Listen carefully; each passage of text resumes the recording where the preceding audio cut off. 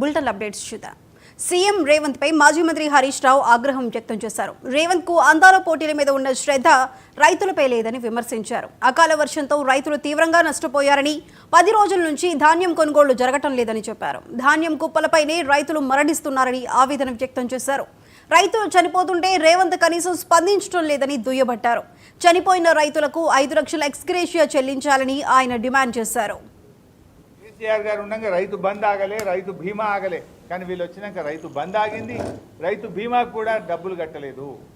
తక్షణమే రైతు బీమా 2వ ఇన్స్టాల్మెంట్ కట్టాలని, ఆ చనిపోయిన రైతు కుటుంబాలకు 5 లక్షల ఎక్స్గ్రేషియా చెల్లించాలని చెప్పి కూడా డిమాండ్ చేస్తూ ఉన్నాం. సమన్వయం చేయట్లేదు. ఎట్లయిపోయిందంటే గాల్లో దీపం లెక్క అయిపోయింది రాష్ట్రంలో పరిపాలన.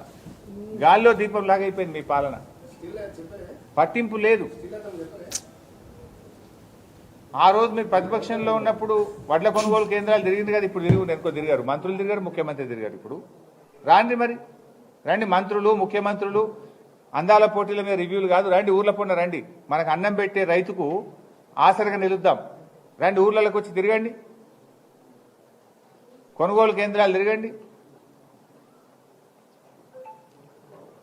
సో ఇప్పటికైనా రాష్ట్ర వ్యాప్తంగా వెంటనే ప్రభుత్వం స్పందించి రైతులకు భరోసా కల్పించాలి.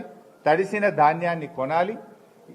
అదేవిధంగా నష్టపోయిన రైతులు ఏవైతే పండ్ల తోటలు కానీ, కూరగాయల తోటలు కానీ, వరి పంట కానీ, ఏ పంట నష్టం జరిగినా ఎకరానికి 20,000 రూపాయల ఇన్పుట్ సబ్సిడీ అందించి రైతుల్ని కాపాడుకోవాలని చెప్పి ప్రభుత్వాన్ని మేము కోరుతా ఉన్నాం. కేసీఆర్ గారు ఉండగా రైతు బంద్ ఆగలే, రైతు బీమా ఆగలే. కానీ వీళ్ళు వచ్చినాక రైతు బంద్ ఆగింది, రైతు బీమాకు కూడా డబ్బులు